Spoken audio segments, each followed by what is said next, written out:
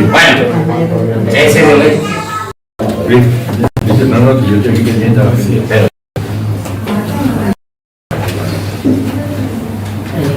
Ya. Bueno, buenas tardes. Vamos ante la ausencia de Juan, que está en Cartaya por motivos, ¿no?, familiares.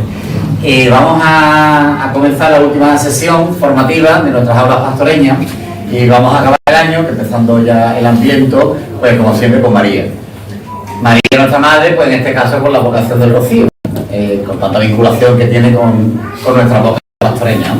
Hoy, pues, al igual que hace unos cuantos años, pues nos acompaña para hablar de María, y en este caso del Rocío, pues que mejor que un almonteño y un rociero con mayúscula como es nuestro amigo y hermano Manuel Galán. Manolo ya estuvo con nosotros hace unos años, que nos explicó y nos disertó magníficamente sobre el tesoro de la Virgen, el museo y el patrimonio que tiene la Virgen del Rocío, y en este caso, pues en su segundo libro. Seguro que sí. Segundo. El primero fue de los fotos, también un libro bastante curioso, y lo te enfermo.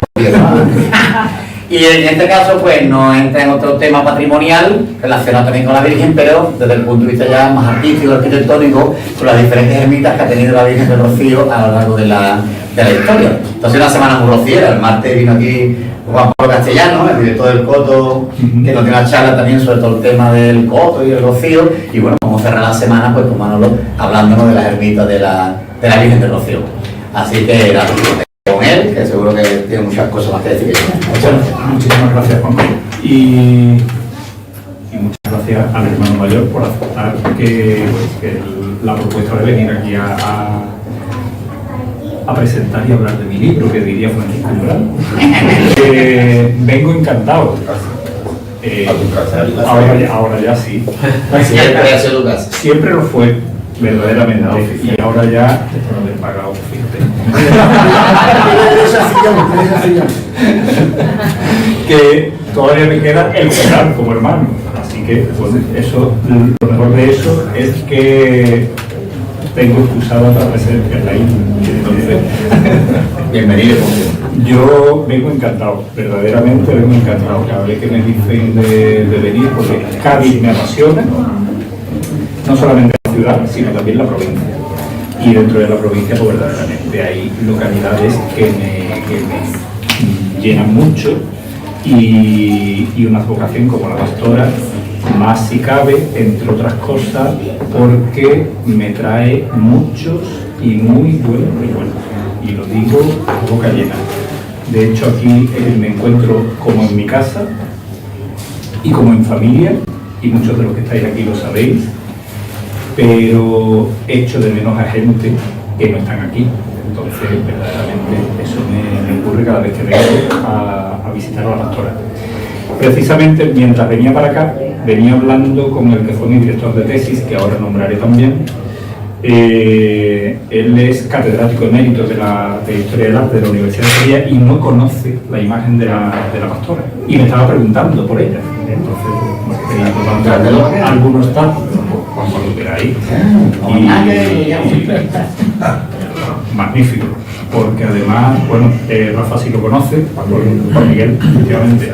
Actualmente es presidente de la Real Academia de Bellas Artes de Santa Isabel de Hungría de Sevilla y es una auténtica autoridad, y evidentemente sabiendo ya además que catedrático emérito de Historia del Arte, pues, y además tiene muy estudiada precisamente la iconografía mariana en la provincia de Huelva, aunque quien lo tiene todo eso trillado son Juan Miguel González y Manuel Jesús Carrasco de Riza, y por tanto me estaba preguntando de una cuestión que él tiene más que conocida, así que, pero bueno, sin más dilación, pues paso a hablar del motivo que aquí me trae, que no es otro que hablar de este libro que estáis viendo en pantalla y que veis en mis manos y que muchos de los que estáis aquí habéis leído, porque quiero recordar, José Luis, que te lo había leído 2 veces, me parece, no me dijiste 2 libros.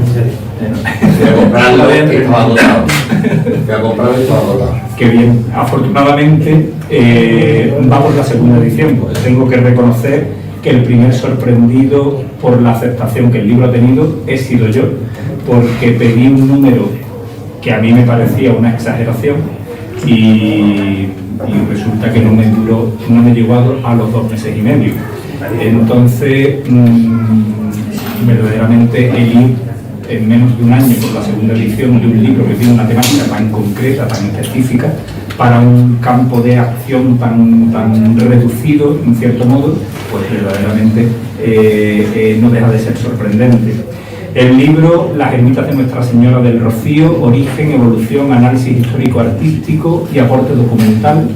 Ese es el título del libro, que no es más que fruto de mi tesis doctoral.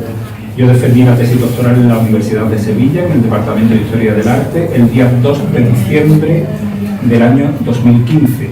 Dentro de 2 días, Dios mediante, hará 9 años de aquel día. Y ustedes me dirán, bueno, ¿y cómo defiendes una tesis doctoral en 2015 y no sale un libro de ella hasta 9 años después? Pues sencillamente porque no he tenido tiempo material para poder organizar la tesis doctoral a modo de libro. Es decir, la tesis, el libro tiene 453 páginas, pero la tesis tenía 1300, casi 1300. Le faltaba muy poquita para ese número. Pero claro, 1300 no porque van a pensar que le faltará mucho al libro para completar la tesis, pues no, realmente no. Lo que pasa es que una tesis doctoral, y Rafa lo sabe, vamos, nombro a Rafa porque fuimos compañeros de facultad, precisamente, vamos. Tiene que ceñirse a unos parámetros que la universidad te indica, entonces los márgenes tienen que ser de tal tamaño y el tabulado tal y el tamaño de letra tal y el interlineado tal y claro, todo eso condiciona y evidentemente al ser un tamaño de letra mayor, unos párrafos mayores, pues evidentemente se multiplica el número de páginas. Tonto yo cuando envío la tesis doctoral completa a una editorial de libre edición, en este caso es Círculo Rojo, para publicarlo. Claro, yo envío todo el material para pedir presupuesto, digo, bueno, ahora que tengo tiempo, porque yo terminaba de estudiar y yo me ponía a trabajar con mi padre en el bar. Mi padre tiene una marisquería en Matalascañas y yo terminaba de estudiar en el colegio y las vacaciones de verano las echaba trabajando en el bar. Terminaba de estudiar en el instituto, yo soy de Book y Code, gracias a Dios,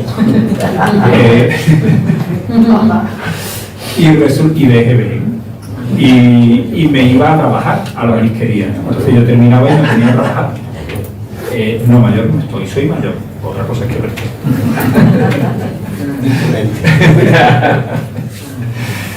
y en la universidad igual. Entonces, yo en el año 2015 precisamente me pongo a trabajar no en el bar, sino en el Tesoro de la Hermandad Matriz y dirigiendo tanto el Tesoro como la Oficina de Atención al Peregrino, donde he estado durante 7 años, trabajo que dejo hace 2 y me voy a Madrid a estudiar teología. Y cuando empiezo a estudiar teología, claro, yo termino el curso, pues creo que eran a primeros de junio y yo no lo empezaba de nuevo el segundo curso hasta 1 de octubre. Y bueno, ¿y ahora qué hago yo 3 meses sin trabajar? Que no, eso no lo tenía yo en mi vida, porque yo terminaba de estudiar y me ponía a trabajar. Y lo digo a boca llena porque en ningún momento se me han caído los anillos por trabajar y me ha creado un trauma. Y tengo que reconocer que muchos de los valores que tengo se los debo a mis padres, precisamente por haberme enseñado el valor del sacrificio para conseguir cualquier cuestión. Motivo que me lleva a, evidentemente, esta obra, pues dedicársela a mis padres. Lo tienen además en la página 13, tienen la dedicatoria y dice así: a mis padres, a quienes debo lo que soy, y a la familia que ya contempla el verdadero rostro de la Virgen, porque verdaderamente trato un tema del que se habla en cualquier casa del monte, pues como cada uno habla de cualquier cosa cotidiana. Entonces la transmisión de la devoción a la Virgen, y ustedes lo sabéis que sois de una hermandad mariana, se transmite precisamente en el núcleo familiar. la fe se transmite así, pero la devoción a María, y así lo he vivido tan de cerca. Por tanto, yo no podía dejar a todos aquellos que nos han antecedido en la vida y en la fe detrás de la dedicatoria de un libro que me llevó tantos años de investigación, de lectura y de conversaciones con mucha gente mayor, que por más que uno quiera esforzarse en dejar plasmado toda esa información en unas letras, pues evidentemente todo se puede transmitir una información, pero hay cuestiones que esa gente mayor te transmite, como son sentimientos, como son lágrimas, que eso al final, por mucho que yo quiera, perdonadme la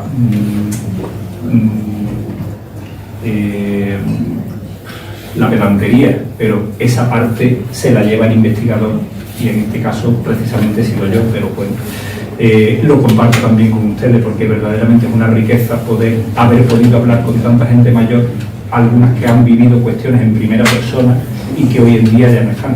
Pues esa vivencia verdaderamente también la llevo, ¿no?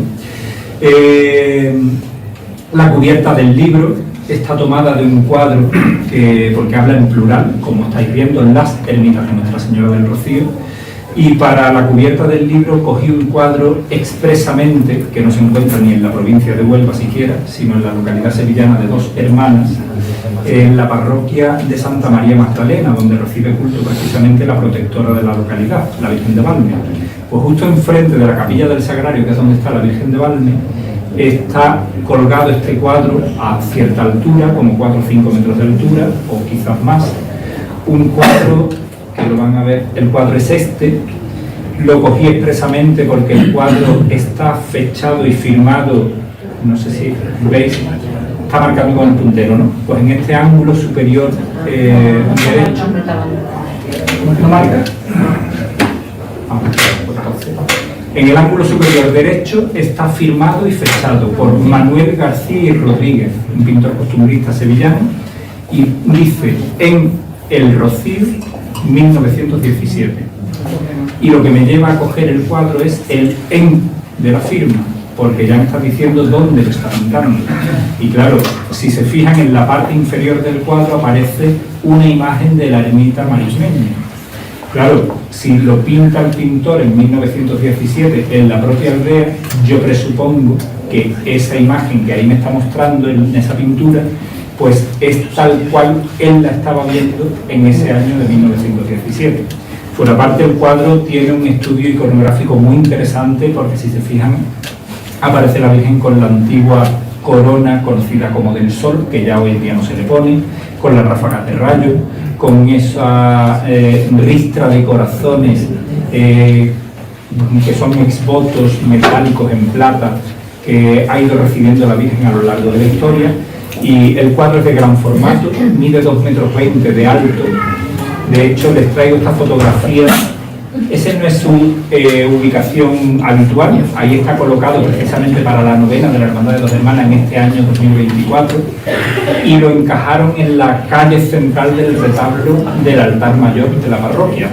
La fotografía está tomada a conciencia durante la celebración de la misa, para que, viendo la proporción el tamaño del sacerdote, puedan ustedes ver la proporción del cuadro, que, como les digo, supera holgadamente los 2 metros de altura. El cuadro, para la portada, gracias a las nuevas tecnologías, pues José Antonio de la Torre, que es quien me ha maquetado precisamente la cubierta del libro, pues introdujo, si se fijan a la izquierda, una imagen de la primitiva ermita tomada de un cuadro que está actualmente en el Santuario del Rocío, el cuadro de la entronización de la Virgen, el que aparece, el que está colgado en la capilla de Alfonso X, y a la derecha, pues con una fotografía del santuario actual, gracias a las nuevas tecnologías, como les digo, ha quedado incluido con un tratamiento que queda incluido como dentro de la misma pintura.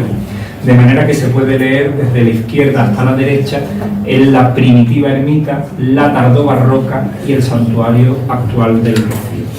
La contracubierta, bueno, pues tienen en la parte superior una sinopsis breve de lo que es este trabajo de investigación, y en la parte inferior pues algunos datos de la biografía de quien les habla. El trabajo en sí está estructurado de la siguiente manera, porque como les decía, cuando yo envío la tesis a la editorial, automáticamente me lo reenvían, me lo devuelven, vamos, y me dicen, mira que esto es imbarajable, claro, eran 1.300 páginas casi, esto es imbarajable e invendible, esto no hay nadie quien se coma esto, ni quien lo pague, claro, esto en papel hay que pagarlo. Entonces, esto, resúmelo, claro, no lo iba a resumir, porque un trabajo de investigación no debe perder el valor científico que realmente tiene una tesis doctoral. Entonces, ¿qué hago?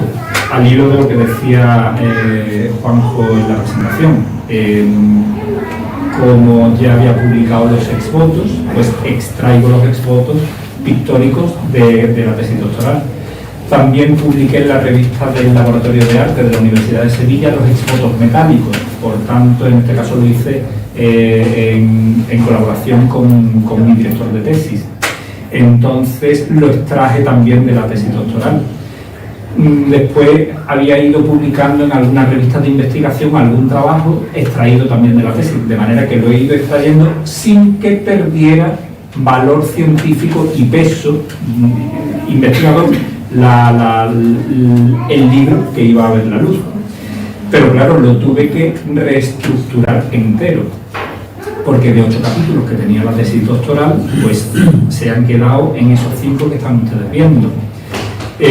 La pintura, por ejemplo, no la he metido porque hubiera sido muy extenso, entonces digo, pues la extraigo y solamente trato la pintura dentro de la ermita. En el estudio de cada ermita pues va el tratamiento de la pintura y de la arquitectura en madera, es decir, la escultura.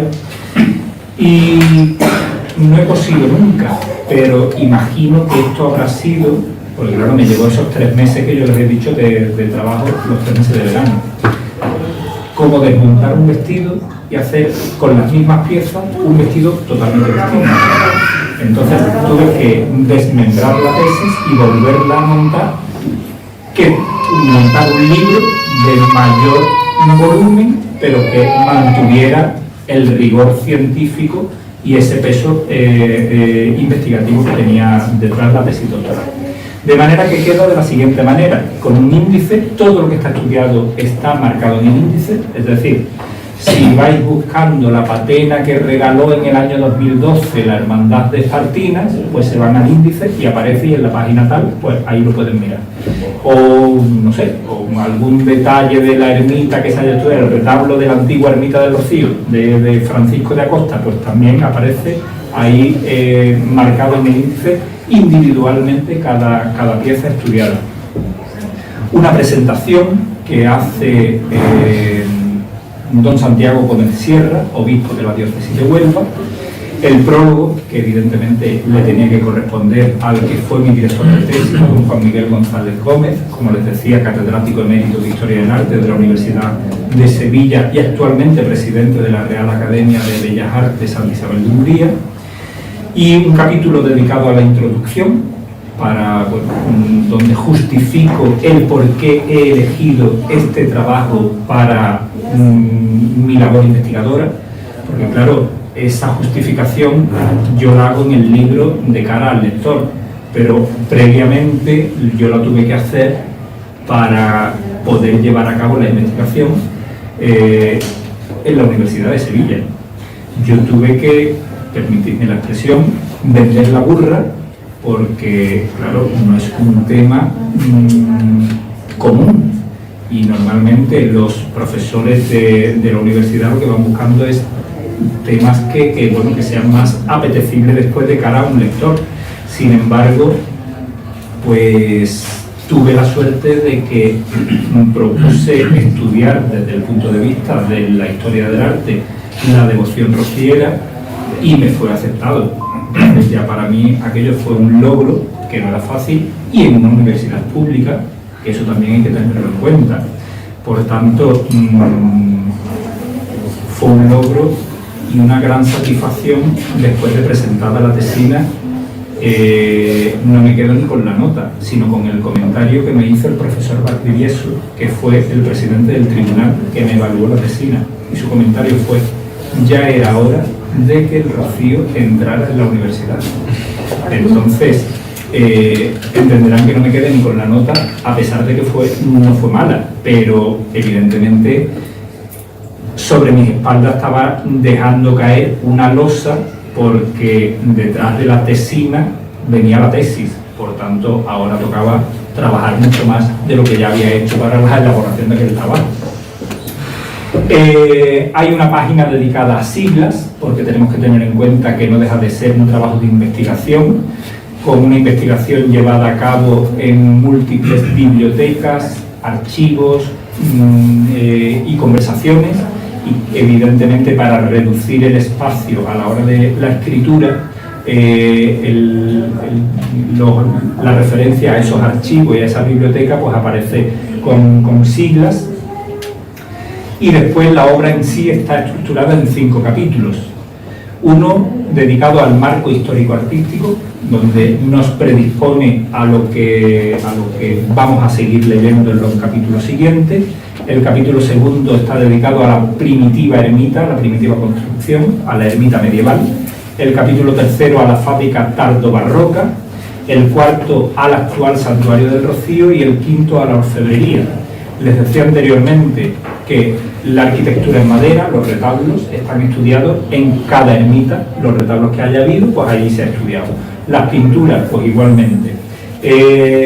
Pero he dedicado un capítulo expresamente a la orfebrería porque no podía estudiar la iconografía de la Virgen del Rocío obviando sus elementos iconográficos, es decir, la media luna, las ráfagas, las coronas, los cetros, porque si la despojamos de todo ello, pues evidentemente la iconografía no se entendería.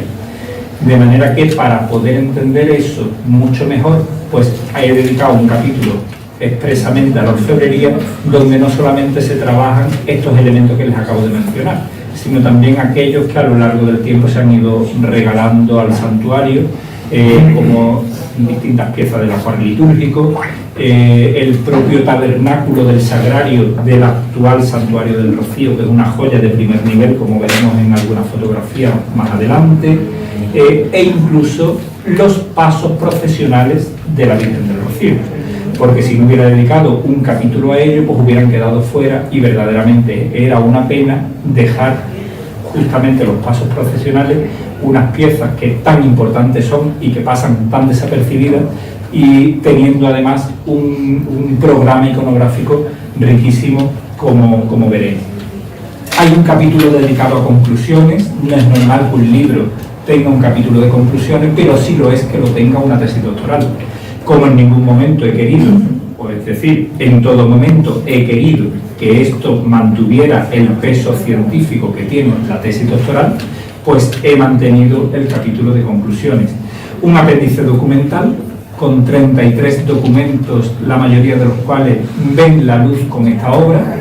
El más antiguo es de 1597 y el más actual es del año 2020. Pues en ese paréntesis cronológico, pues hay 33 documentos que aportan luz a todo lo que se estudia en el interior de la obra. Les menciono uno, por ejemplo, el documento más próximo en fecha al terremoto de Lisboa, que nos habla de los daños que sufre la ermita del Rocío. Hasta hace unos años, hasta el año 2015 que defiendo la tesis, solamente se conocía uno que era justamente fechado un mes después. El terremoto de Lisboa fue el 1 de noviembre de 1755, y este documento que les digo que se conserva en el Archivo Municipal de Almonte es del año 1 de diciembre, del día 1 de diciembre de ese mismo año, justo un mes. Pero en el archivo de la propia Hermandad Matriz di con un documento fechado el 8 de noviembre de 1755, con la particularidad de que ese documento, que tiene este tamaño además, es una carta dirigida al señor prior de las ermitas del arzobispado de Sevilla. Claro, el prior de las ermitas era la figura que el arzobispado tenía, cuya labor era estar pendiente de los daños que tuvieran todas aquellas edificaciones rurales para llevar a cabo su reparación. Y claro, teniendo en cuenta a quién va dirigida esa carta, pues se especifica uno a uno cuáles son los daños que el terremoto ha producido en aquella edificación medieval. Pues ve la luz por vez primera a través de este libro. Lo siguiente que viene al apéndice documental es el de fuentes documentales, bibliográficas, todo eso aparece también reflejado. La bibliografía y un capítulo dedicado a webgrafía, que con respecto a la tesis doctoral, esto sí es un añadido nuevo. ¿Por qué? Pues porque como he tardado 9 años en sacar el libro, pues evidentemente no he querido quedarme en el año 2015. Es decir, cuando yo menciono las hermandades filiales, en el año 2015 no sé exactamente cuántas había, si es 117, 119, más o menos. Y ahora vamos por 127. Pues evidentemente todo eso lo he tenido que actualizar. También, de hecho, hablo de la restauración de la Sagrada Imagen de la Virgen del Rocío, porque se estaba restaurando hasta, creo que el día antes, más o menos, del libro entrar en imprenta.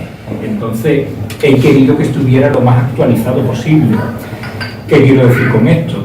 Que esos datos no los podemos encontrar en un archivo, pero sí los encontramos en la prensa. Y la prensa, pues actualmente, para poder recabar esos datos, pues verdaderamente Internet es una ayuda indispensable hoy en día, y por eso aparece un apartado de webgrafía donde aparecen todos esos datos que hayan ido apareciendo sobre las últimas noticias relacionadas con el tema trabajado. Y al final, pues un índice del apéndice documental, en este caso dirigido más con mira a la persona más curiosa o a cualquier investigador que le pudiera venir bien este trabajo de investigación, porque también el apéndice documental, esos 33 documentos, pues tienen su propio índice para ir, porque hay documentos que a lo mejor son 3-4 líneas, pero hay otros que son varias páginas. Entonces es mucho más fácil a través de un índice poderlo localizar.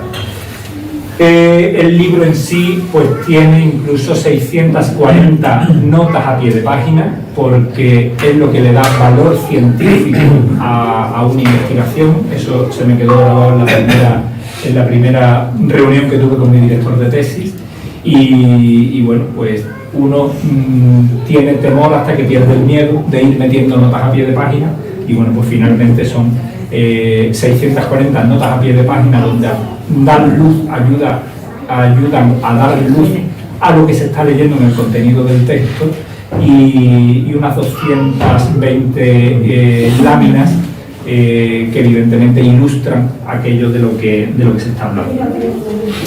Les pongo este mapa para entender mucho mejor de lo que es el fenómeno mariano rociero. Fíjense en esas líneas blancas que cruzan ese mapa, que es, pues, permítanme, el triángulo tartésico, por decirlo de algún modo.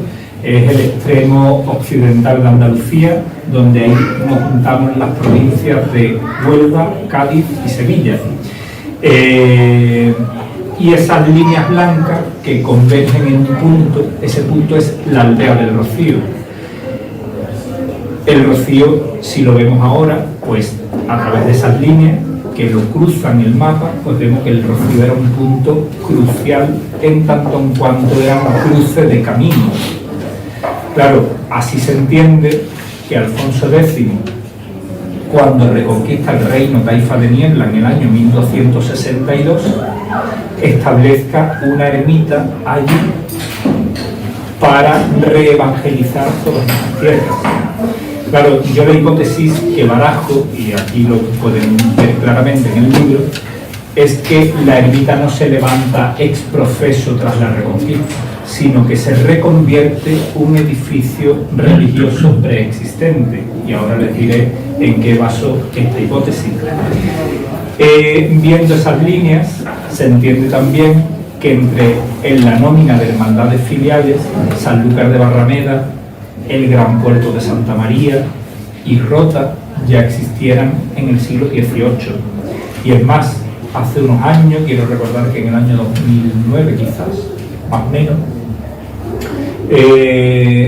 me encontré, llevando a cabo la investigación para esto, me encontré un documento que publiqué en un boletín de la Hermandad del Rocío de Cádiz, de un devoto de la ciudad de Cádiz, se llamaba Pedro Jaén, en el año 1669, y desde la ciudad de Cádiz enviaba una limosna a la obra pía de Santa María de la Rocina.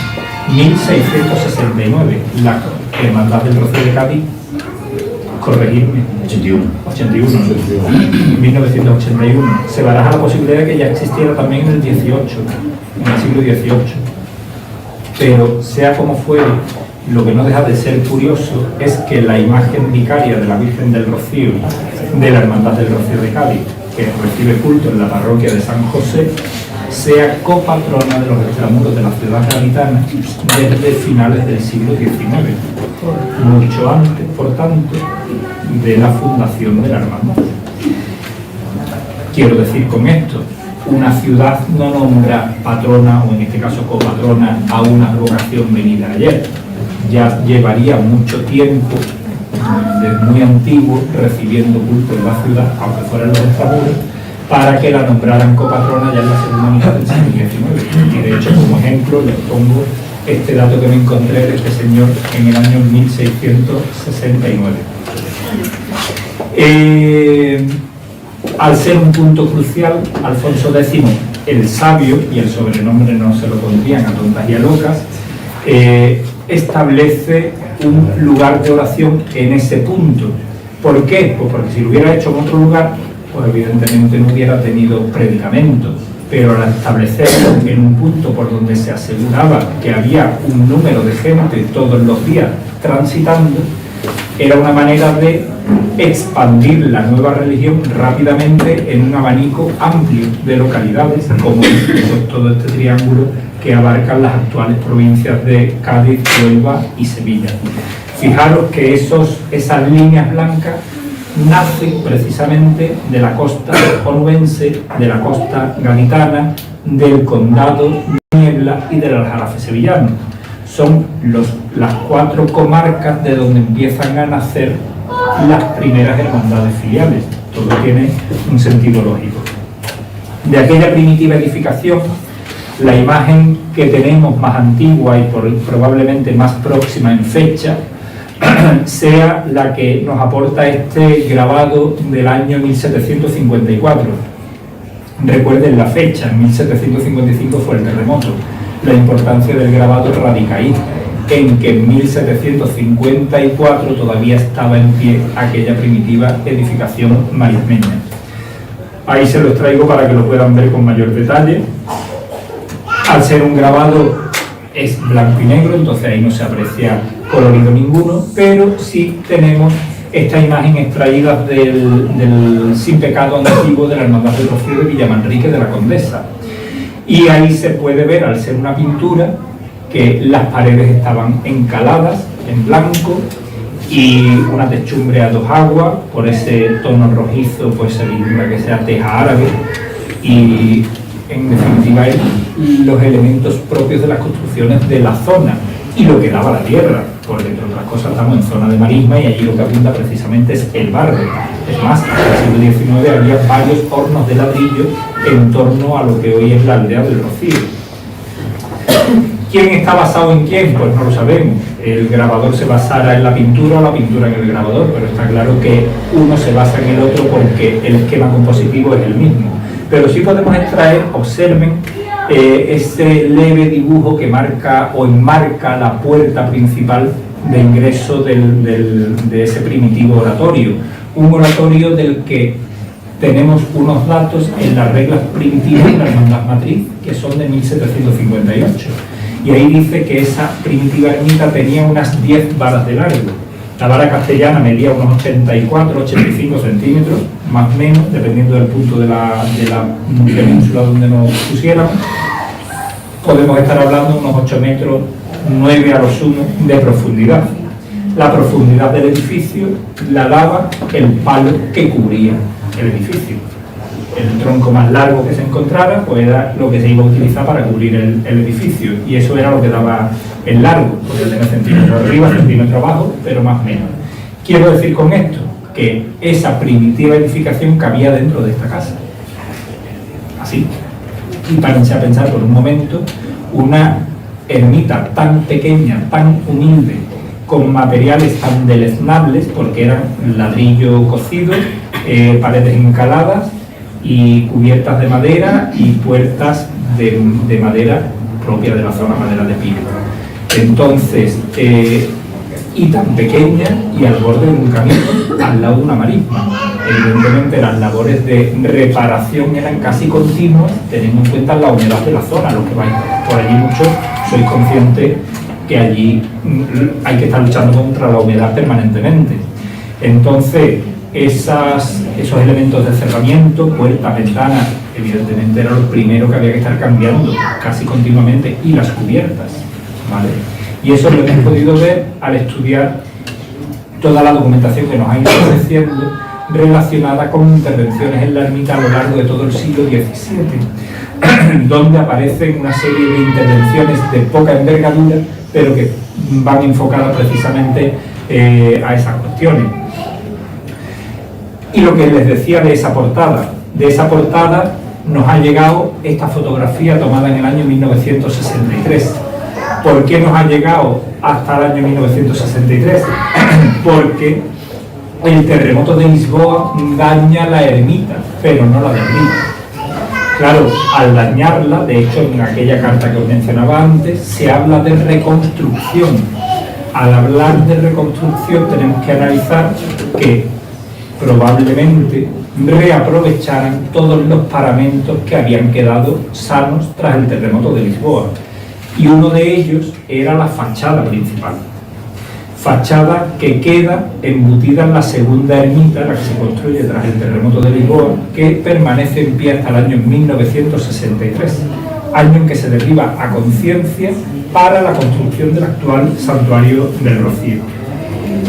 Y esa portada queda embutida, no como puerta principal. ¿Por qué les digo esto? Porque queda como puerta lateral. Al quedar como puerta lateral, que miraba al sur, es lo que nos lleva a pensar que la primitiva edificación no se levantara expresamente por el rey sabio, sino que reconvirtiera un edificio probablemente almohade preexistente en la zona. Y llego a todo esto porque hemos podido constatar que el califa cordobés criaba su ganado caballar en las marismas del Guadalquivir. Y evidentemente el califa sí se podía permitir mantener a una pequeña población al cuidado de su ganado, evidentemente. Y al cuidado de su ganado también tenía que tener ese cuidado religioso, y probablemente allí existiera previamente algún edificio almohade. Antes de pasar a la siguiente imagen, que lo van a ver más claramente, esto que les digo, sí quiero decirles que se conserva de esta portada el azulejo que se colocó en el año 1696 justamente arriba de la puerta principal de ingreso, un azulejo que está permanentemente expuesto en el tesoro de la Hermandad Matriz y donde se puede apreciar la viveza de colorido propio de la azulejería típica sevillana, o la que conocemos como típica sevillana, que llega a Sevilla precisamente por Francisco Niculoso Pisano en el siglo XVI. Esta imagen que les pongo, no sé si conocen el edificio, es la ermita de Cuatro Vitas en el término municipal de Bollullos de la Mitación, en pleno Aljarafe sevillano. Bollullos de la Mitación, estamos acostumbrados a hablar de Jerez de la Frontera, Chiclana de la Frontera, Morón de la Frontera. Pues Bollullos no era de la frontera, sino de la delimitación, que al fin y al cabo es lo mismo, de ahí le viene el nombre, de ahí le deriva. Nos lo dijo en clase Alfredo Morales, que es todo una autoridad. Pues la ermita rural de Cuatro Vitas, patrona de Bollullos de la Habitación, está en medio de un olivar, en la zona que se conoce como Cuatro Vitas, y de hecho es una zona donde acampan algunas hermandades del Rocío. Si la despojamos de los añadidos barrocos del 18, es decir, si miran la imagen, las despojamos del pórtico que tiene en la parte delantera y de las naves laterales. Entonces nos quedamos con el núcleo, la esencia de aquella edificación, que grosso modo tiene esas 10 varas de largo que hubiera tenido la ermita primitiva del Rocío. Curiosamente, esta edificación mira al sur. Las edificaciones almohades no miraban hacia la Meca, sino hacia la ciudad marroquí de Tismal. El alminar, el actual campanario, primitivo alminar de esta mezquita, su construcción es incluso anterior a la construcción de la propia Giralda sevillana. Es más, la Giralda sevillana toma elementos decorativos de esta torre que están viendo en pantalla para decorar con distintos paños decorativos los laterales de su construcción. Y si entráramos, nada más entrar en la puerta de ingreso de esta ermita, vemos en el suelo marcado con guijarros el hueco que ocupó el primitivo mihrab de la mezquita. Y si nos vamos hacia el altar mayor, justo la Virgen de Cuatro Vitas recibe culto en una pequeña hornacina, y a la derecha tiene una puerta desde donde se accede a un pequeño patio. Claro, el patio era en origen el patio de las abluciones, desde donde se entraba, no por esa puerta que les digo, sino por el hueco que actualmente ocupa la hornacina donde hoy recibe culto la imagen de la Virgen. Esa puerta se ciega, se hace una pequeña hornacina, y donde estaba el hueco del mihrab se abre la puerta de ingreso. Es la manera más rápida de reconvertir el uso religioso de un edificio. Ya no entramos por donde en origen, sino que lo cambiamos el acceso, y automáticamente estamos cambiando su uso de islámico a católico. Pues muy probablemente esto es lo mismo que sucediera en la aldea del Rocío, porque también tenemos constancia de que la Virgen recibió culto en una pequeña hornacina, porque por detrás de esa hornacina tenía una pequeña alacena el santero que vivía permanentemente en aquella edificación. Pero todo, evidentemente, gira en torno a la figura de la que tienen en pantalla, que no es otra que la patrona de Almonte desde 1653, la Virgen del Rocío, que ahí la vemos ataviada con rica tela, como la podemos ver actualmente, pero evidentemente ya sabiendo que su origen es medieval, tenemos que hacernos a la idea de que la Virgen no ha estado siempre tal cual la vemos en pantalla. Hay poquísimo escrito sobre la integridad física de la Sagrada Imagen de la Virgen, porque Almonte para eso ha sido siempre muy escrupuloso. Entonces hay muy poco, pero entre lo poco que hay he podido ir indagando, intentar leer entre líneas y bueno, ir atando algunos cabos, y todo ello nos lleva a pensar que la Virgen del Rocío, su integridad física, fuera lo más parecido a la imagen gótica de la Virgen de la Iniesta sevillana, una imagen que es destruida en los años 30 del pasado siglo XX, pero de la que se conserva una copia precisamente en la capilla de la Real Academia de Bellas Artes de Sevilla, y esa imagen es la que tienen en pantalla. La imagen es oscura, pero bueno, nos da pie a por lo menos imaginarnos lo que pudo ser la imagen de la Virgen del Rocío en origen si la despojáramos de sus vestimentas actualmente. Bueno, el devenir de la historia nos hace ver que la imagen de la Virgen del Rocío empieza a ser vestida como muy tarde, a principios del siglo XVII. Digo como muy tarde porque el documento más antiguo que nos hace referencia a ello, pues es de 1631, pero probablemente ya eso se viniera haciendo con anterioridad. No es extraño, teniendo en cuenta que en un sínodo que se celebra en la diócesis de Sevilla en el año 1609, 1604 más o menos, lo tienen aquí reseñado, ya se estudia y ya se trata el tema de cómo tienen que ser las telas para vestir las sagradas imágenes. Por tanto, ya era un uso muy cotidiano a principios del siglo XVII, de manera que no podemos tampoco extrañarnos de que a finales del XVI la imagen de la Virgen del Rocío estuviera ya vestida. Evidentemente el rostro que tiene no es gótico, es posterior, porque las manos también, porque si fuera gótico las imágenes góticas no tienen la expresión que tiene el rostro de la Virgen del Rocío, pero sí es verdad que cuando se adapta para ser vestida, pues evidentemente debió haber una cabeza muy bien pensada detrás, que estudia su iconografía tal como la vemos en la actualidad. He podido dar como una imagen del siglo XV, anónima, de anónima autoría. Está también en Dos Hermanas, curiosamente, en otra parroquia distinta, en este caso en la parroquia del Ave María, porque se barajan muchos nombres como posibles autores de la imagen de la Virgen del Rocío. Uno de los que más suena es Roque Balduque.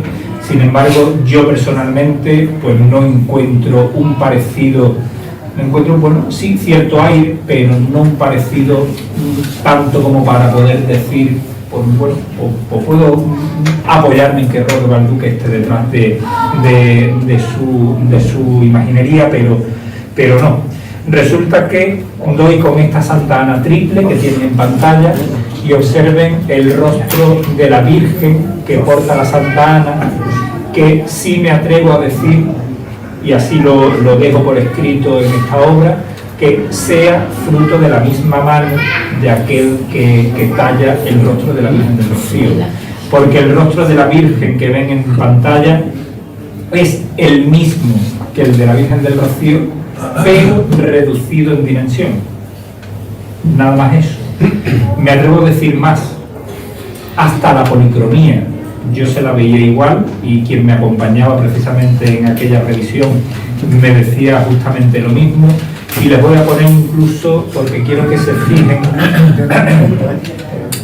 en la angulación del párpado, en la nariz y fundamentalmente en el triángulo nasofacial, porque es donde me apoyo mayormente para apoyar esta hipótesis, y lo van a ver en la siguiente imagen, que la ven de perfil. Bueno, pues ahí os lo dejo. Es de anónima autoría del siglo XV, es toda de una pieza, a excepción del niño, que además es posterior. Por tanto, la imagen de la Virgen y de la Santa Ana sí son de la misma pieza, y se conserva ahora mismo, está expuesta, recibe culto en la capilla del Sagrario de la parroquia del Ave María, y llega además por medio de una donación de una señora que la tenía en su casa y la dona a la parroquia. Pero evidentemente, aparte del estudio iconográfico y de la integridad física de la imagen de la Virgen, no puedo dejar de lado evidentemente pues la figura del niño, que muchas veces pasa casi desapercibido, y no podemos perder de vista que si la Virgen es la que es precisamente por el fruto de su vientre. Por tanto, a pesar de que el tamaño es más reducido, es el centro de todo esto. Pues la figura del niño sí me atrevo a decir que sea fruto de la mano de Benito de Ita y Castillo, fundamentalmente por el parecido físico que tiene con obras documentadas de Benito de Ita y Castillo, pero también porque he podido encontrar un lazo de unión de este autor sevillano con una familia almonteña que sí tuvo mucho que ver, más de lo que hasta ahora venimos pensando, y así lo dejo por escrito también aquí, en la fijación de la iconografía de la Virgen del Rocío tal como la conocemos actualmente. Y les digo más, hay una familia, los Tello de Eslava, oriunda de Almonte, eran varios hermanos, y hay dos hermanos, José Carlos Tello de Eslava y Isabel Damiana, que en el año 1733 regalan un traje bordado a la Virgen, que no se conserva, el traje se ha perdido como se perdió el humo del incienso, y regalan también unas ráfagas y una media luna. Las ráfagas son las que la Virgen lleva cada romería, año 1733. Claro, si a mí me regalan una chaqueta, yo la chaqueta, y en esto las mujeres tenéis mucho eso, porque aquello de reutilizar, por el cambio de botones, o le quito no sé cuánto y después encojo no sé qué, o le añado, pero a un elemento metálico eso no es tan fácil de modificar. Es decir, cuando los hermanos Tello de Eslava le están regalando a la imagen de la Virgen en 1733 unos elementos metálicos para metalizar la punta de encaje con la que se remataba el manto, de ahí que reciba el nombre de ráfagas de punta por la puntilla de encaje, pues ya está fijando una manera de vestir a esa imagen. Y muy probablemente, no digo que así sea, pero si lo pienso, muy probablemente ellos estaban fijando su iconografía, y no es de extrañar que estuvieran también detrás de la hechura del niño para la Virgen del Rocío. Evidentemente el niño, tal como lo vemos, no se asemeja para nada a un niño de hechura gótica. El niño es barroco y además se parece mucho a obras documentadas de Benito de Hita y Castillo. Pero los llevo a más. Este José Carlos Tello de Eslava era canónigo de la Catedral de Sevilla. Fue canónigo un año de la Catedral de Murcia, solamente un año, en 1728. Y fue promovido a obispo de Gran Canaria. Sin embargo, prefirió quedarse viviendo en Sevilla como canónigo. Rechazó el episcopado y se mantuvo viviendo en Sevilla como canónigo. Pero no pierden, vivían en la plaza de Santa Marta, justo en el centro de Sevilla, muy cerquita de la catedral. No pierden en ningún momento su vínculo con Almonte. Es más, mantuvieron la casa, su vivienda en Almonte, sus tierras, sus ganados, sus trabajadores, con los que tenían además muy buen trato, tan buen trato como que en el testamento les dejan parte a sus propios trabajadores. ¿Sí? Y es más, para que vean que no pierde el vínculo con Almonte, tal es así como que don José Carlos Tello de Eslava fallece en Almonte. Fallece en Almonte, tuvo que ser embalsamado porque su velatorio duró 4 días, dice la crónica de aquello, porque era muy bien mirado en la localidad. Entonces la gente no dejaba de ir a la casa a acompañar el féretro del canónigo. Fue trasladado a Sevilla para su enterramiento y está enterrado en la capilla de la Virgen de la Antigua, de la Catedral Sevillana. Vamos, que era un personaje de peso. Pero ¿a dónde quiero llegar con esto? Que la familia fueron varios los miembros que se llamaron José. La figura de San José tuvo mucho predicamento dentro de esta familia. Y he podido dar con este San José, que tiene 80 centímetros de altura, de Benito de Hita y Castillo, que se conserva en el Museo Diocesano de los Llanos de Aridane, en la isla de La Palma. Y bueno, ¿qué enlace tiene con todo esto? Pues porque un descendiente de José Carlos Tello de Eslava y de Isabel Damiana, un hijo de otro hermano, un sobrino descendiente de otro hermano, llegó a ser gobernador de la isla de La Palma. Y en su testamento deja para este museo, después de varias generaciones, deja para este museo este San José que había pertenecido a un oratorio privado de esta familia, fruto también de la labor de Benito de Hita y Castillo. Que estén vinculados, pues miren ustedes, no lo sé, pero que verdaderamente hay un lazo de unión, ahí pues sí que lo hay, aunque no nos haya aparecido todavía el documento que nos una a las dos familias. Ahí les pongo una fotografía más cercana para que puedan ver el parecido del niño del San José de la Isla de La Palma con el parecido del niño de la Virgen del Rocío. Y bueno, el juicio háganlo ustedes. Retomando la parte arquitectónica, pues volvemos a las ermitas. La imagen de la izquierda es una fotografía tomada en torno a 1912 aproximadamente, de la ermita que se construyó tras el terremoto de Lisboa. Les recalco la fecha porque esa ermita sufre a lo largo del siglo XX distintas intervenciones que luchan fundamentalmente contra la humedad, como les decía anteriormente. Una de ellas fue recubrir con losetas de barro la fachada, como están viendo en la imagen de la derecha. Pero si observan, eso se hace en 1915, y si observan se levanta una segunda torre a la derecha para dar simetría a la fachada y darle mayor tamaño y mayor empaque. Con esa restauración pues se colocan dos paños de azulejería, como pueden ver, a cada lado del balcón.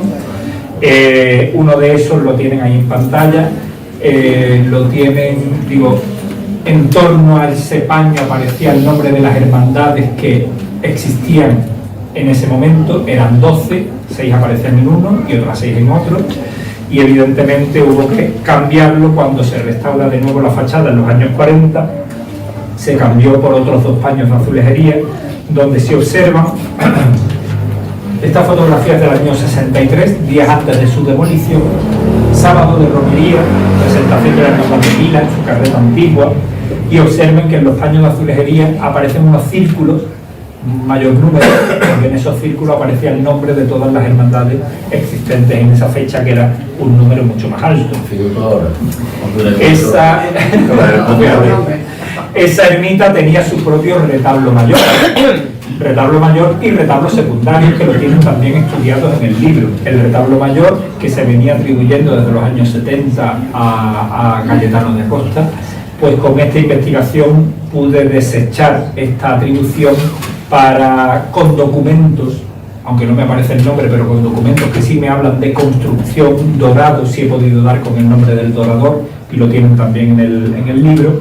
Pues, y ya teniendo esos datos y esas fechas, pues sabemos que Cayetano da Costa llevaba fallecido como 20 años, y aparte, estilísticamente es una obra más próxima a la producción de su hijo mayor, Francisco de Acosta, que a la de su padre. Un retablo que actualmente tienen, como ven en la imagen de la derecha, reutilizado en la capilla del Sagrario. Y estas imágenes que tienen en pantalla tenían su altar propio, altares secundarios en aquella edificación.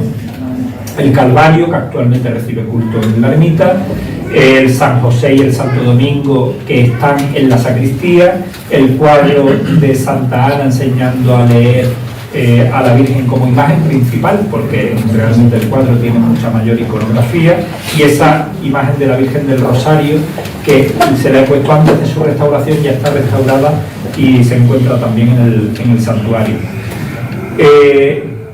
En el capítulo de orfebrería también estudiamos estos elementos que han sido donados a lo largo del tiempo. Esos barcos de plata que están viendo, realmente son dos.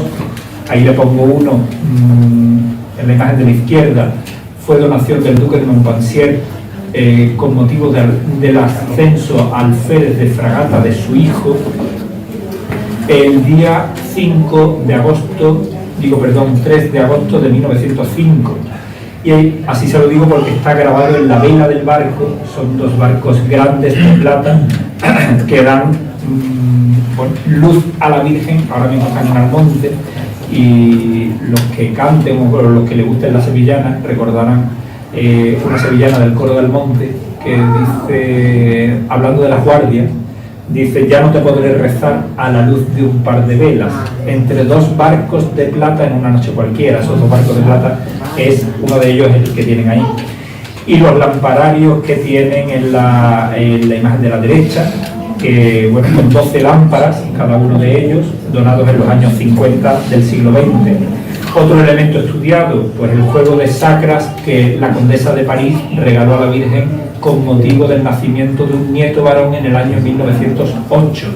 Ahí lo tienen, en la imagen inferior aparece un óvalo y en el interior del óvalo el escudo nobiliario por el que se ha podido saber quién fue la donante, porque no aparece su nombre.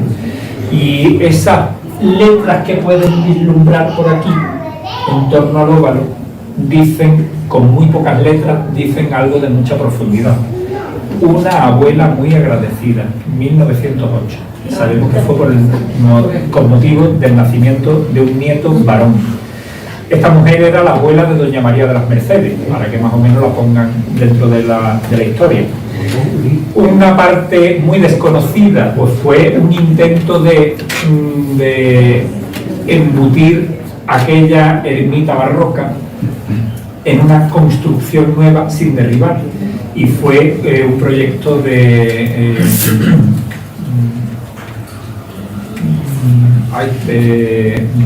un arquitecto muy afamado, don Aurelio Gómez Millán, en los años 40, y se lo traigo, lo tienen también estudiado el proyecto en el libro, se lo traigo porque tenía un aire muy conventual, si se fijan en esa galería porticada lateral que miraba a la marisma, pero fundamentalmente se lo traigo para que vean el chapitel con el que Gómez Millán coronaba la torre campanario.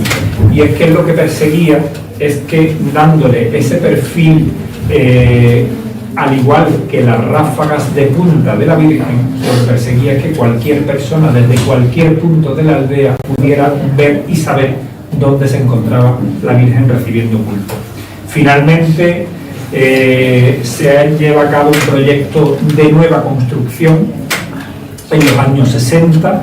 En el año 1963 se comenzó la construcción del actual santuario, fruto de los arquitectos Valmontín Horta y Delgado Roy, y promovido fundamentalmente por el primer obispo de la diócesis de Huelva, don Pedro Cantero Cuadrado, que fue quien alienta a la construcción de un templo digno de tan excelsa señora en su primera visita pastoral a la ermita del Rocío en el año 1954, justo un año después de la fundación de la diócesis de Huelva.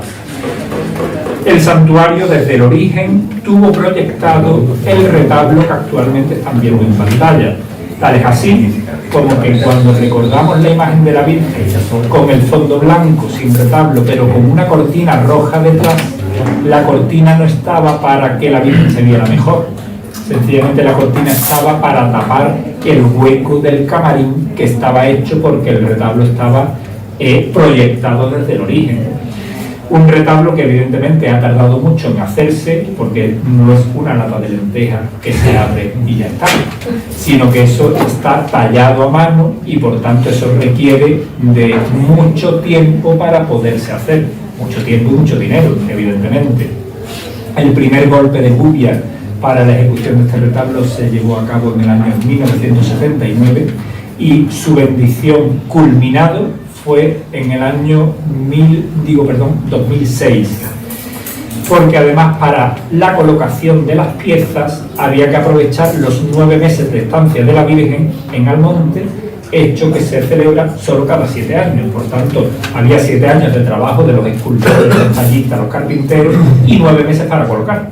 Entonces, es más, las últimas piezas se colocaron sin dorar y ya se doró, incluso estando colocado. Pero bueno, verdaderamente es una máquina neobarroca enorme que pocas empresas se llevan a cabo hoy en día de tal envergadura. De nueva construcción y al hilo de, como continuación del propio santuario, pues ahí lo tienen en la capilla votiva. Esto es un ejemplo más de que la devoción rociera está viva, e igual de vivo está el propio santuario, que se va amoldando a las necesidades de cada momento. Es más, ahí vemos en esta esquina el balcón del Papa. El balcón del Papa no se proyectó en el año 1961 para esta construcción. Se diseña ex professo cuando se sabe que Juan Pablo II va a visitar la aldea. Entonces se le busca un sitio para que pueda dirigirse a la multitud que allí nos íbamos a congregar. De manera que ese ángulo recto en el que terminaba la fachada se achaflana y se construye un balcón expresamente para que su santidad se dirigiera a la multitud y así también tuviera un mayor campo el auditorio y el de visión. E igual que eso, esta puerta que ahí ven donde estaba hasta hace muy poquito tiempo la capilla votiva, la capilla se extrae del edificio propiamente dicho, del edificio religioso, principalmente por motivos de seguridad, y se lleva a un edificio que está exento, pero para que se vea que forma parte del mismo conjunto, pues evidentemente, aunque el arquitecto no era el mismo, pero sí emplea elementos constructivos tomados del propio santuario para que desde la lejanía se vea que tienen una misma unidad vital. El actual santuario, pues ahí tienen la capilla del Sagrario, que los que vais mucho por el Rocío habéis visto que la capilla del Sagrario ha ido pasando, itinerando por distintos puntos dentro del edificio y ya está fijada en la capilla que están viendo en la imagen de la derecha. La imagen de la izquierda es el proyecto que hizo para esa capilla, para ese retablo, José Antonio Navarro Arteaga. Un proyecto que se lo traigo, igual que lo tienen en el libro, para que vean cómo difiere el proyecto que él diseña al resultado final. Siempre, es verdad, siempre estaba basándose en la reutilización de los elementos del retablo barroco del siglo XVIII de Francisco de Acosta. La capilla penitencial, pues ahí tienen el proyecto que hizo Navarro Arteaga y el resultado final, que en este caso sí se asemeja mucho a la idea proyectada.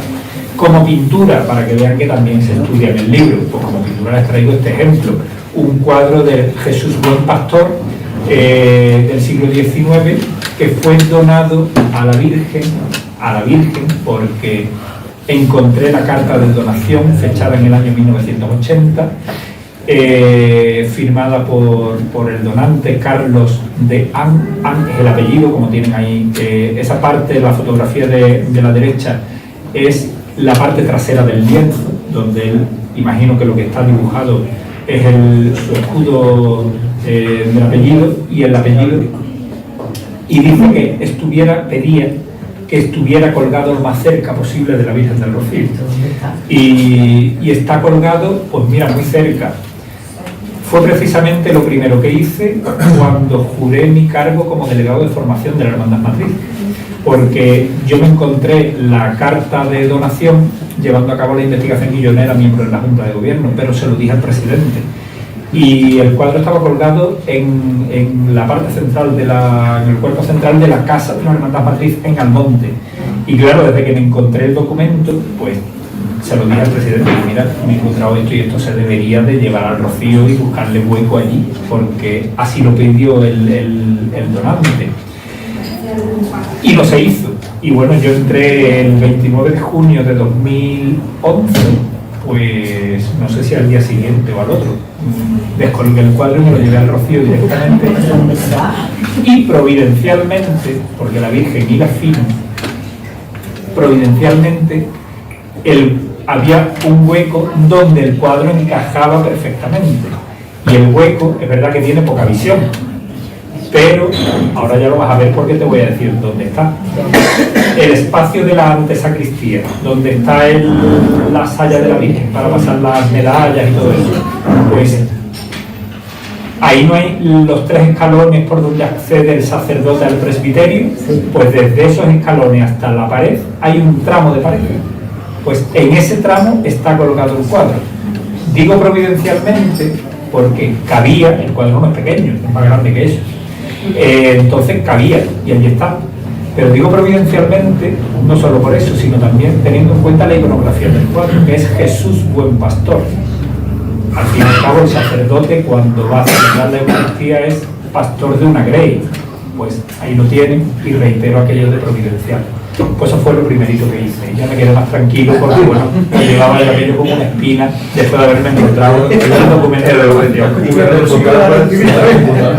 De la capilla del 2006, cuando se termina los trabajos, que hay parte que en 2006 se haga el Monafili de San Fernando, que es que Pedro Baiza y Antonio Carrera realizan los trabajos de carpintería detrás del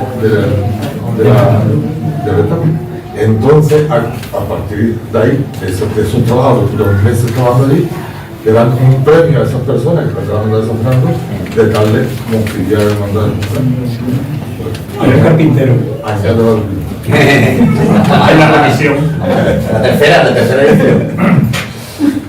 Pues ahí tienen la imagen de la Virgen con esas ráfagas que le regalan en 1733 los hermanos Tello de Eslava. Unas ráfagas que, como ven aquí, tienen en el centro, cada uno de los semicírculos de esa blonda, pues tiene un óvalo, y cada óvalo recoge un elemento de las letanías de la Virgen. Entonces está todo vinculado precisamente a la figura a la que viste. También se estudia, evidentemente, la corona de la coronación, una obra de orfebrería de Ricardo Espinosa de los Monteros, con la que fue coronada canónicamente la Virgen en el año 1919. También se estudia la corona con la que fue coronado el niño aquel mismo día, el 8 de junio de 1919. Una corona donada íntegramente por una mujer viuda, Juana Soldán y Pérez de Rañón, viuda de Cepeda, madre del primer vizconde de la Palma del Condado, y que regala con sus propias joyas, hizo en la joyería Reyes de Sevilla, hizo la corona para el niño. Su hijo mandó una carta diciendo: sepan que con las principales joyas de la familia se hará la corona para el divino niño de la Virgen. Y de hecho he podido localizar un retrato de esta mujer del pintor sevillano Santiago Martínez, el mismo que pintó el Sin Pecado de Hinojos y el de La Palma del Condado. Y Santiago Martínez retrata a esta mujer donde ella aparece con una cruz de diamantes al pecho, que es la misma cruz que remata la corona del niño de la Virgen del Rocío. También se estudia evidentemente la corona de amor, la corona con la que agradecieron tanto a la Virgen las hermandades, la familia rociera, hermandades filiales, no filiales y asociaciones que rinden culto a la Virgen del Rocío, de los hermanos Delgado. De hecho, probablemente, no sé si recuerdas aquel día que te llamé para que me aseguraras que los hermanos Delgado eran los mismos que habían hecho la corona de la coronación de la pastora. Hombre, claro. Pero permíteme, como estamos en familia, Mari, pues te lo voy a decir en público. No hablé contigo, pero hablé con tu marido. Y es que el parecido es más que considerable, sobre todo en los imperiales, en esos imperiales tan macizos, que verdaderamente le dan un sello a los hermanos Delgado en su labor. ¿Y qué Pues tiene la corona alrededor? Los 12 apóstoles. Efectivamente, tiene todo el apostolado en el resplandor. Y en los imperiales tiene unos escudos donde aparecen, unos relieves donde aparecen escenas de la vida de la Virgen. Tienen toda su iconografía estudiada en el libro. Es que no me quiero extender. Verdaderamente el programa iconográfico de la corona es muy rico y por eso lo tienen estudiado ahí. Y evidentemente quiero recordar, y no lo digo por quedar bien, sino que quiero recordar, sin temor a equivocarme, que menciono la Divina Pastora de San Francisco. ¡Hombre! Libro. Sí, ¿no? Lo hago, ¿no? Ya vendió 28, ya vendió 28. Menos mal que he traído 2K. Con un pozo y la pajarita y luego... Da fe, ¿no? Pues, el concejal de urbanismo da fe. Sí. Sí. Y toda hecha de oro donado por toda la familia rociera. Evidentemente no le quito valor al oro, ni a esas donaciones, ni a esa intención, evidentemente, pero siempre hago hincapié en el valor que tiene la corona de la coronación, porque la situación vital, evidentemente, no es la misma. Ahora abrimos un grifo y tenemos agua, incluso la tenemos caliente, y abrimos un frigorífico y lo tenemos atestado de comida, gracias a Dios. Pero en 1919 las necesidades eran muchas. Ojo, que no lo menosprecio, y no le quito valor, pero sí es verdad que sabemos, y sobre todo lo cuento sabiendo, que para la corona de la coronación, y aquí la tienen, se recibieron donaciones de huevos, que con los huevos se pagaban las citas en las tiendas. Hay un documento que dice: se reciben limosnas de hasta quien vive de ellas. Ya. Así. Ya. Y sabemos que para esta corona hubo donaciones muy valiosas. El nuncio del Papa donó un anillo, el cardenal de Sevilla donó otro anillo, juegos de pendientes, de monedas, de medallas, de colgantes, pero sabemos también que el jornalero que iba todos los días al campo a trabajar, pues alguien que trabajaba en el campo donó su jornal íntegro de un día entero en el campo trabajando. Y este hombre, pues como el resto, cuando llegaba a su casa, para lavarse siquiera la cara y las manos, pues se tenía que trabajar incluso el extraer el agua de un pozo. Por eso digo y recalco todo esto para que entiendan que no menosprecio las donaciones de ahora, pero evidentemente no podemos comparar la situación vital actual a la situación vital de principios del siglo XX. Es más, sabemos que la primera donación para esta corona fue de un muchacho joven, no era de Almonte, sí del condado, pero no de Almonte, Julio, y donó una joya de oro, un alfiler, y en la carta de donación dejó escrito: para mi madre del cielo, de mi madre de la tierra. Anda. Y su madre había fallecido unos días antes, y sin embargo no dudó en desprenderse de esa joya. Evidentemente, y recalco, no menosprecio el valor de esta, porque sé que esta pues tiene, pues me vengo a acordar de un anillo, quiero recordar que era, de un niño que falleció, creo que tenía 9 meses, en un accidente de tráfico, y sus padres lo donaron. Una familia muy vinculada a una hermandad del Rocío de fuera de Andalucía. Y me contó, el propio padre me contó la historia de ese anillo. O una mujer de Antequera, recuerdo que llegó, y venía con varios anillos en un mismo dedo. Y me dice: me lo he puesto así para que no se me pierda la sortija de boda de la abuela de mi madre. Esta mujer tendría como 60 años, la madre, vamos, yo la conozco y vive todavía, tiene más de 90. Y era de la abuela de esta mujer, de los 90 años, por tanto la sortija sería del siglo XIX seguro. Pues vino a entregarla expresamente al santuario con la finalidad de que fuera también a esta corona. Por tanto, recalco, no es minusvalorar el valor de esta pieza, evidentemente, pero sí es verdad que todo lo tenemos que analizar en un contexto y fundamentalmente en un contexto vital. Pues junto con la corona de la Virgen, la corona del Niño, que con motivo del centenario de la coronación le regala en este caso la Hermandad Matriz.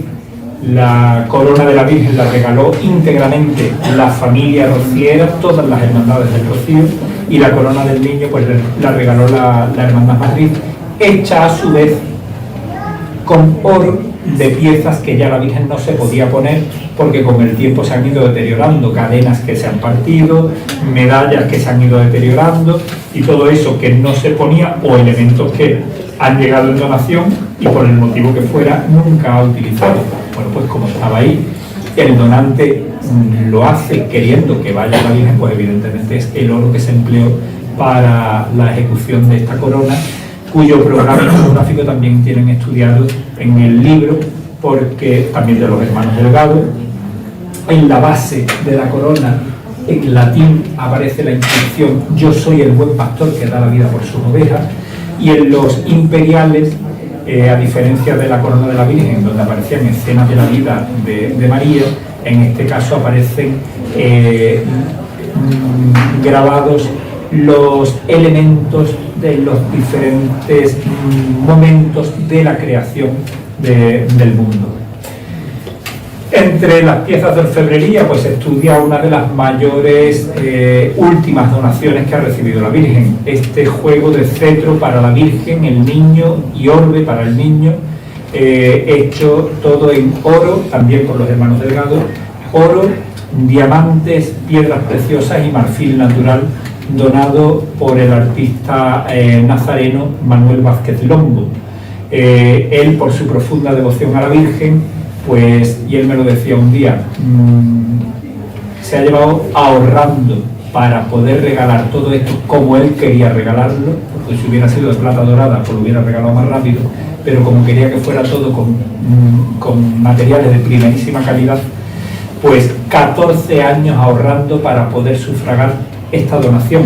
Y a lo largo de esos 14 años, pues ha ido buscando en anticuarios distintas bolas antiguas de billar que eran de marfil, porque ya el marfil está prohibido. Entonces, a través de anticuarios los ha conseguido originales y se ha podido tallar las bolas para los cetros y para el orbe del niño. Pero Lombo es El cantante, el Manuel Lombo.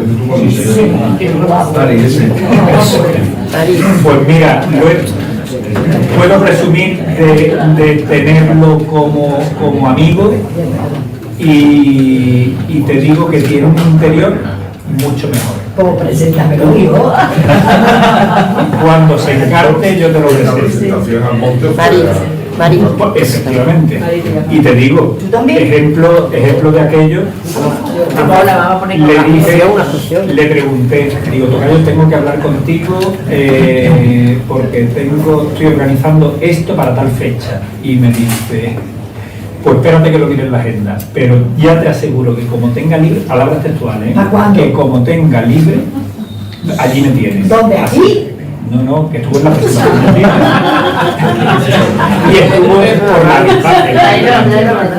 En el libro también estudio una pieza que pasa muy desapercibida y es precisamente sobre la que la Virgen está la mayor parte del tiempo, y es la peana que está en el camarín.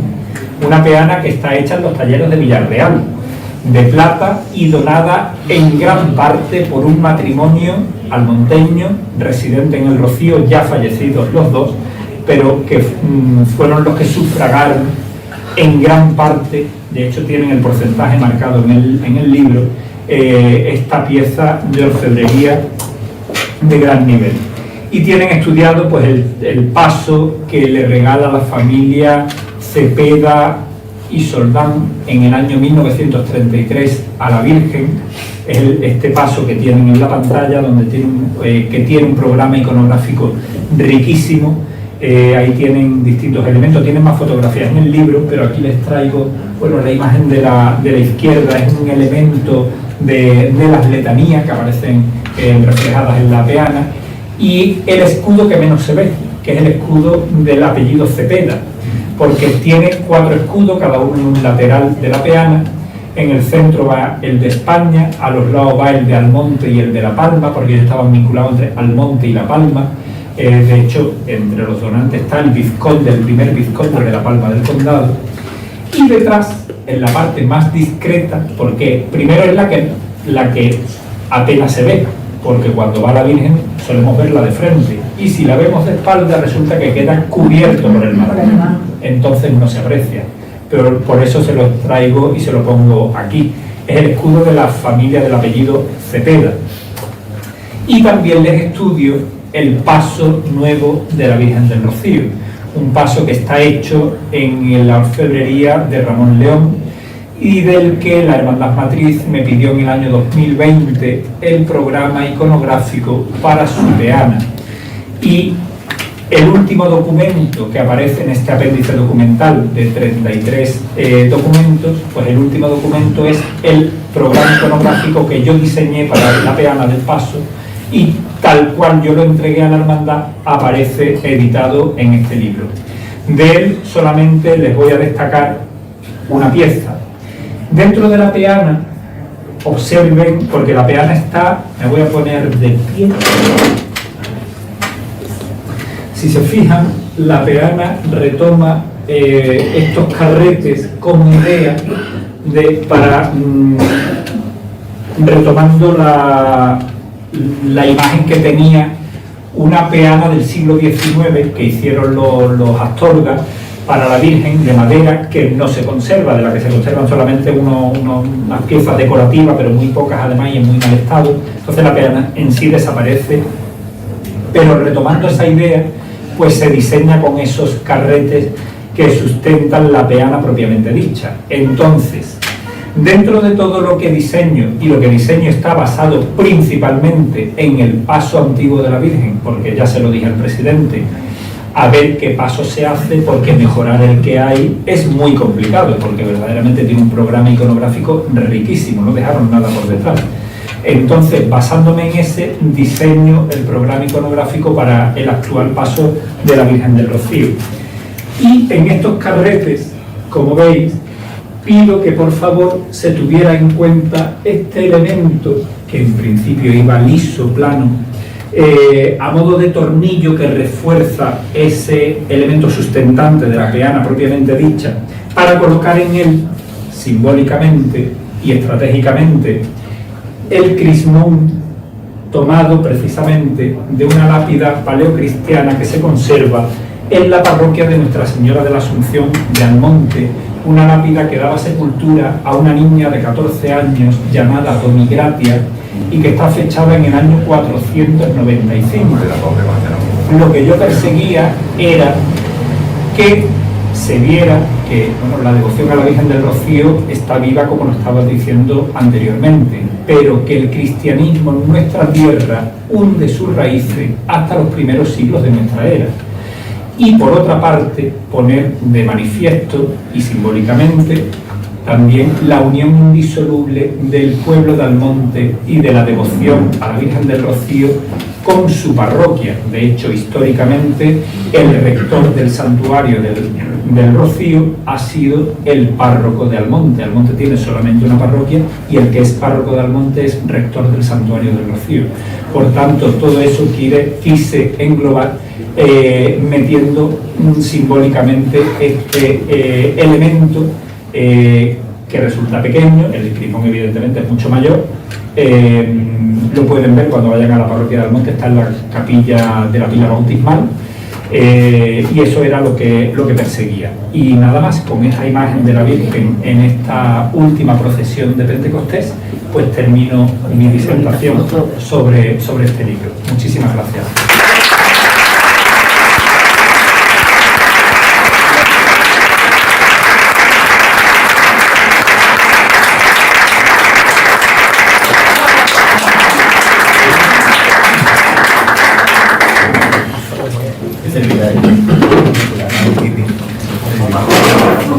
Brevemente, darle la bienvenida a todos ustedes con retraso, pero darle las gracias solamente a Manolo, porque ha hecho una lección magistral. No ha resumido el libro, el que no se lo compre, porque a lo mejor no les gusta leer, pero yo estoy deseando ya cogerlo, para que tiene amor a la Virgen, para que es rociero o no sea rociero, para que tenga amor a la Virgen, para que le guste este mundo y lo que es imprescindible es este libro, porque solamente el trailer de la película, como todos podemos mostrar aquí, es fantástico de verdad.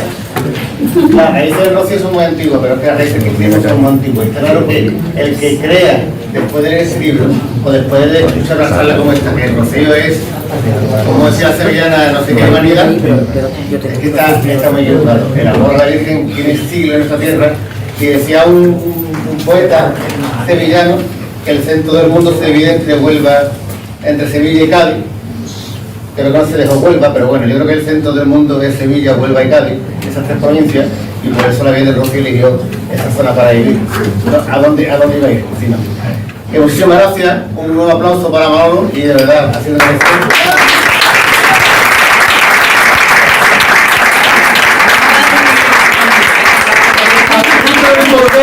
ahí tenemos otra tarea pendiente. Ah, la cosa cortita. Pero esto mira, de todo Un poquito de ahí. quien lo haya muerto puede Es fino, es fino. Pues eso es. Puede hacer bolsillo si quiera el cortesía. Prometo no decir como ganar todo el mundo, prometo no decir que lo ha puesto. Él ya tiene su penitencia, ¿no? No serán 4, ¿no? No, es algo más artesanal, yo creo. ¿Sí? Sí. Sí, sí, sí. ¡Ole la guapa! ¡Ole!